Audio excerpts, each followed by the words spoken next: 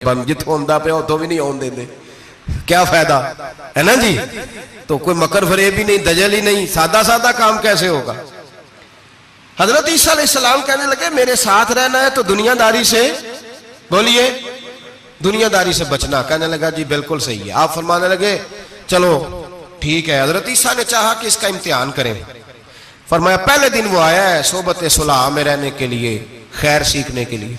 हजरत ईसा अलैहिस्सलाम फरमाने लगे कितनी रोटियां खाएगा। कहने लगा एक। आपने 3 रोटियां मंगवाई, एक खुद खाई, एक उसको खिलाई, तीसरी वहीं रखी और जनाब ईसा दरिया पे वुजू करने तशरीफ ले गए। वापस आए तो रोटी कोई नहीं थी वहां। फरमाया रोटी किसने खाई है। कहने लगा कोई पता नहीं। जनाब ईसा अलैहिस्सलाम ने ना उसको मोजज़ा दिखाया। एक हरन जा रही थी, उसके साथ 2-3 छोटे छोटे बच्चे थे। हजरत ईसा अलैहिस्सलाम ने हरन का एक बच्चा पकड़ा, उसको ज़िबा किया। हरन भी खड़ी हो गई, बाकी बच्चे भी खड़े हो गए। ज़िबा किया और ज़िबा करके उसका गोश्त भूना, उसको भी खिलाया, खुद भी इतना खाया कि सैर हो गए, डकार आने लगे। फरमाया खाया ना तुमने। लगा हुजूर खाया है। फरमाया पेट में अभी है का है। हरन के बच्चे की हड्डियां पड़ी हुई थी। जनाब ईसा ने सारी हड्डियां इकट्ठी करके फरमाया कुम बिइज़्निल्लाह, अल्लाह के हुक्म से खड़ा हो जा। वो हरन का बच्चा फिर जिंदा हो गया। आप फरमाने लगे हरन के बच्चे का गोश्त तेरे पेट में भी है, मेरे पेट में बच्चा वो जा रहा है। अब तो बता दे रोटी किसने खाई है, अब तो बता दे। कहना जी कोई पता नहीं, मुझे पता। हजरत ईसा अलैहिस्सलाम उसको साथ ले गए, दरिया के उस पार जाना था। फरमाया हाथ पकड़ा चलो गुजरो। दरिया में पैर रखा, उसका भी अपना भी। कहने लगा जी डूब जाऊंगा। फरमाया तू मेरे साथ है, तुझे मोजज़ा दिखाना है, अल्लाह की कुदरत दिखानी है। पैर रखा दरिया में, पैदल चलते हुए दूसरे किनारे चले गए। कोई डूबा नहीं, पैर भीगा नहीं। फरमाया इतनी बड़ी तूने मोजज़ा देखा, अब तो बता दे रोटी किसने खाई है। कहने लगा जी पता, मुझे खबर। हालांकि सानू सारा ही पता होता है, पता नहीं मुझे। बुले बन जाते हैं ना मिनट में। हजरत ईसा कहने लगे मैं अल्लाह का पैगंबर हूं, मुझे मनवाना आता है। दरिया के उस पार गए तो रेत थी, सहरा का इलाका था। जनाब ईसा ने रेत इकट्ठी की, छोटी छोटी ढेरियां लगाई। 3 ढेर रेत के लग गए, 3 ढेर। जब 3 ढेर लग गए तो जनाब ईसा अलैहिस्सलाम ने फूंक मारी, वो सारी की सारी रेत सोना बन गई। हजरत ईसा अलैहिस्सलाम कहने लगे ये 3 हिस्से हैं सोने के, एक हिस्सा मेरा है, एक तेरा है और तीसरा उसका जिसने तीसरी रोटी खाई है। कहने लगा जी मैंने ही खाई है। तीसरा हिस्सा उसका जिसने तीसरी रोटी खाई। कहने लगा जी रोटी। फौरन मान गया बेकदरा कुछ कदर न जाती, कीती खूब तसल्ली हूं, ए दुनियादार पुजारी जरदे कुत्तियां दे गल टल्ली हूं, मैंने ही खाई है। वो मियां साहब कमाल कर गए। और एक शख्स ले गया मियां मोहम्मद बख्श अलैहिर्रहमा को तांगे पे बिठा के। कहने लगा ये पहली भी मेरी, वो भी मेरी, वो बाग भी मेरा, ये मेरे चाचे की, वो मेरे ताए की, ये मेरे दादे की, बड़े मालदार है। आप फरमाने लगे चल छोड़ कोई और बात भी कर। नहीं जी नहीं, वो फलानी शय भी मेरी। आप फरमाने लगे ये बता तुझसे पहले किसकी थी। कहने लगा फलाने से खरीदी है। फरमाया उससे पहले किसकी थी। चुप कर गया। आप फरमाने लगे दानशमंदा ना कम ना ही दिल दुनिया ना लाना, इस वोटी कई खामद कीते, जो कीता सो खाना। छोड़ इसकी बात ना सुना, इसका तो कभी कोई मालिक होता है, कभी कोई होता है। कहने लगा जी मैंने ही खाई है रोटी। तो हजरत ईसा कहने लगे तूने जुल्म किया, नबी की सोबत पर तूने एक रोटी को फौकियत दी, एक रोटी, और मुझे धोखा दिया अल्लाह के पैगंबर को। फरमाया जा मैंने माल का क्या करना है, सारा ही सोना तेरा है, 3 ढेरियां तू ही रख ले। हजरत ईसा कह के गुजरे तो पीछे से डाकू आ गए, तलवारें हाथ में, 2 डाकू, सोना पड़ा हुआ देखा। कहने लगे तेरा है, कहा मेरा है। कहने उठ दौड़ जा तुझे कत्ल कर देंगे। मिन्नत करने लगा। कहने लगा यार इस तरह करो ना, बांट के खाते हैं, बांट के खा लेते। बात तय हो गई, एक एक ढेरी के मालिक हो गए। अब वो बातचीत होने लगी, नाम पता वाकफियत हो गई, तारफ हो गया। अब वो जो 2 डाकू थे उनको वो शख्स कहने लगा भूख लगी है यार को रोटी खाओ, कुछ पैसे दे के एक को भेजा। वो जो 2 डाकू थे उनमें से जो कमजोर था उसको भेजा कि जाओ खाना लेके आओ। वो खाना लेने गया तो पीछे से कहने लगा तेरा रिश्तेदार है। कहा नहीं। को ताल्लुक। कहने लगा कोई नहीं। आधा हिस्सा क्यों देते हो। कहने लगे कमजोर सा बंदा है, रोटी शोटी ला देता है, मेरे काम शाम करता है, तो मैं इसको आधा। उसने कहा दफा करो। छोटे छोटे काम करता है, तुम आधा हिस्सा देते हो, आता है तो पकड़ के कत्ल कर देते हैं, सोना आधा आधा बांटेंगे। ठीक हो गया जी। वो जो रोटी लेने गया था वो भी कहने लगा मुझे तो नौकर समझा हुआ है ना, खाने मैं लाऊं, पानी मैं लाऊं, बिस्तर मैं बिछाऊं, आज इतना सोना हाथ आया, बड़ा डाका लगा, इनको कत्ल करता हूं ना दोनों को, तो सोना मैं कब्जे में करता हूं। उसने भी धोखा देने का इरादा किया, खाने में जहर मिलाया। इमाम राजी फरमाते हैं वो जहर मिला खाना लेके पहुंचा, रोटी रखी थी, इन दोनों ने यक बारगी हमला किया, उसे कत्ल कर दिया। कत्ल करके लाश दरिया में फेंकी, मस्त होके खाने लगे। जब सैर हुए तो फिर पेट कटने लगा, अंतड़ियां टूटने लगी, नाक मुंह कान हर चीज से खून निकलने लगा। चीखे मारते कोई सारा सोना ले ले, हमें बचा ले, सारा कुछ ले ले, जान बख्श दे, रोने लगे, तड़पने लगे, लेकिन अब कोई बचाने नहीं आया, कोई दाद रसी को ना आया। तीनों लाशें एक दरिया में, दूसरी वहां, मर गए, मुर्दा हो गए। हजरत ईसा अलैहिस्सलाम चंद घंटों के बाद गुजरे तो लोगों ने कहा हुजूर ये क्या है? फरमाया दुनियादारी का अंजाम, लालच का अंजाम, धोखे का अंजाम, फरेब का अंजाम। ओ भाई बीमारी लग गई सेठ साहब को, मालदार साहब को, चौधरी साहब बीमार हो गए, करोड़ों रुपया पड़ा है तिजोरी में, लेकिन शिफा कभी खरीदी नहीं जा सकती, सेहत किसी दुकान से मिलती नहीं, धोखे से इकट्ठा किया हुआ माल वो पड़ा है सामने, लेकिन इसके मुंह से चंद निवाले नहीं उतर रहे। यहां तक हालात है हमारी अदालतों का, अल्लाह हाफिज है। अब वहां केस जाते हैं खुला के, खुला का केस गया, खामन के खिलाफ बीबी ने मुकदमा कर दिया। अब औरतें इल्ला माशाल्लाह धोखा देती हैं, एड्रेस गलत बताती हैं, खामन को नोटिस गया, अब उसको मिलेगा तो वो अदालत में आएगा ना। मैं आपको जेन्युइन केस ऐसे दिखा सकता हूं, मेरे पास लोग मसला पूछने आते हैं, गलत एड्रेस दिया, 3 पेशियों पे खामन नहीं गया तो अदालत ने तलाक की डिग्री जारी कर दी। किसी फिका के, किसी मुफ्ती के नजदीक तलाक नहीं होती, लेकिन औरतें दूसरा निकाह करके फिर रही हैं।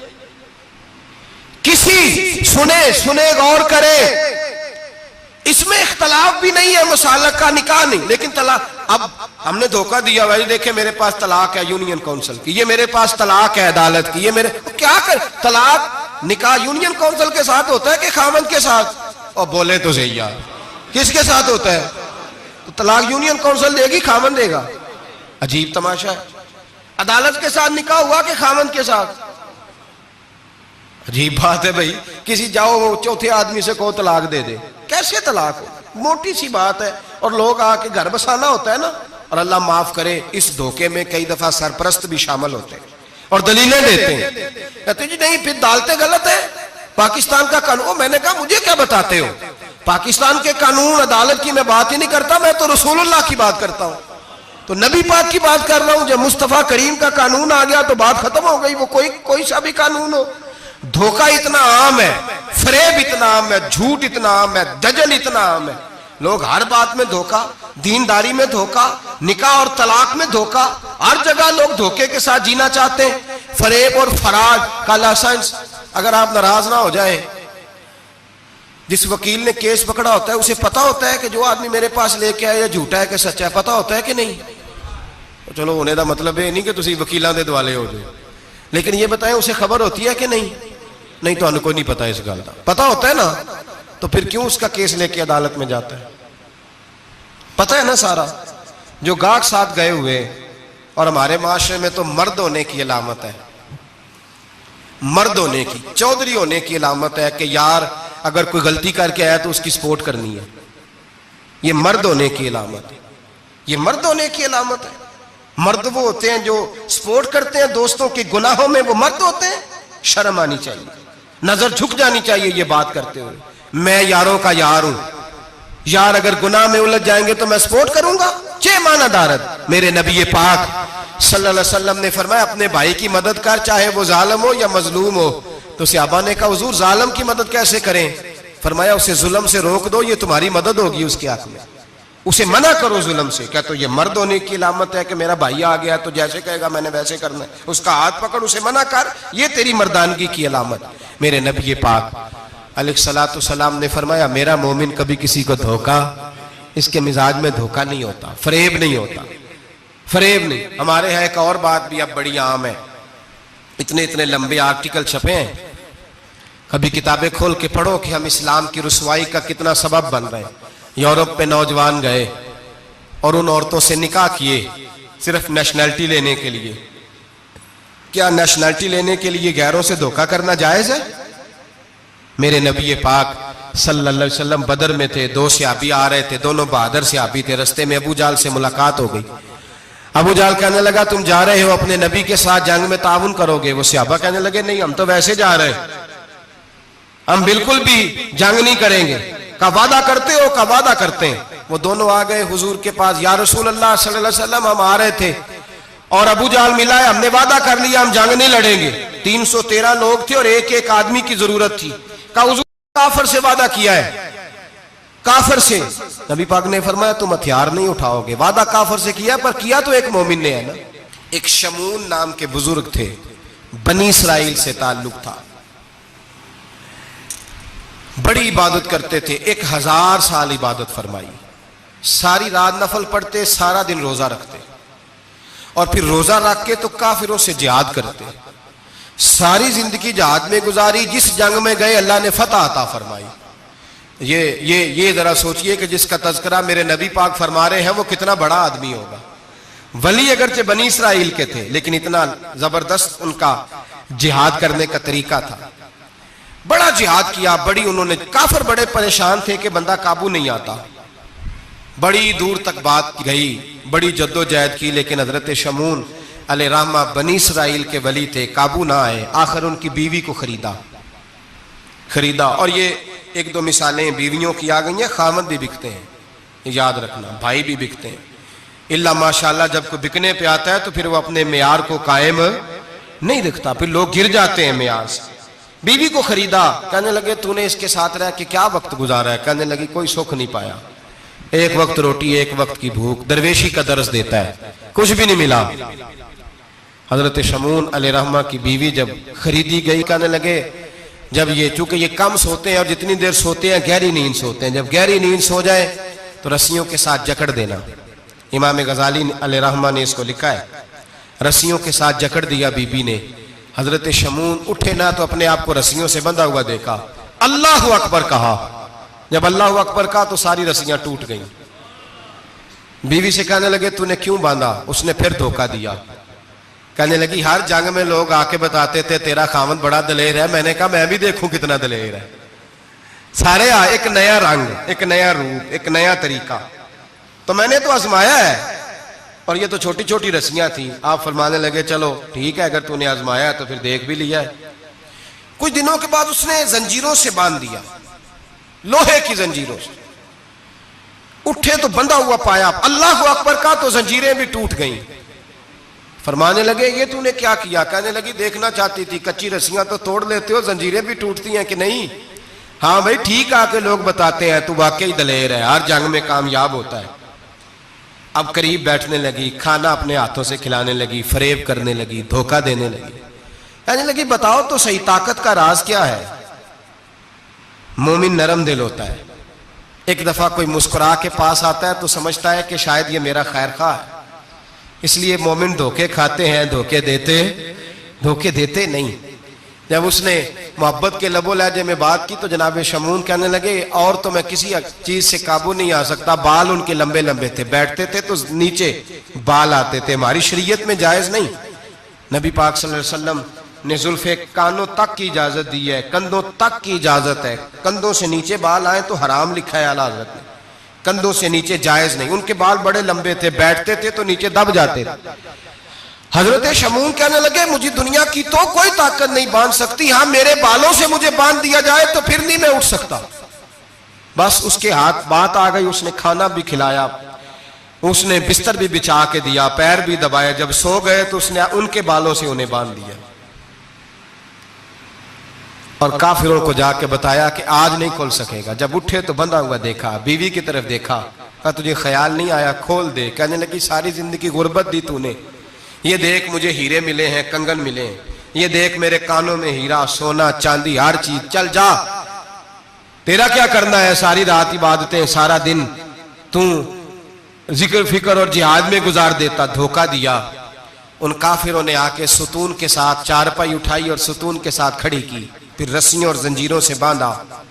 अल्लाह के वली का सबसे पहले नाक काटा, फिर तलवार के साथ कान काटे, फिर आंखें निकाली। जब जुबान काटने लगे तो उन्होंने अल्लाह को आवाज दी, कहा मेरे मौला मैं कोई लावारस हूं कि कोई मुझे धोखा दे और इस अंदाज में कत्ल कर दे? मौला मैं धोखे खाता रहा, मैं कोई लावारस तो नहीं। जब ये दुआ फरमाई तो फिर बिजली चमकी, फिर अल्लाह का कहर बरसा। इमाम गजाली फरमाते हैं वो काफिर जो आए थे वो जले, इस तरह जले कि उनकी हवा भी उड़ गई। अब वो बीबी दौड़ी आई और पैरों में बैठी कहने लगी बख्श दो। आप फरमाने लगे सारी जिंदगी मैं तेरे धोखे खाता रहा, अब अल्लाह की लाठी चलने लगी है, उसकी आवाज नहीं होती, अब तू खुदा के हवाले है।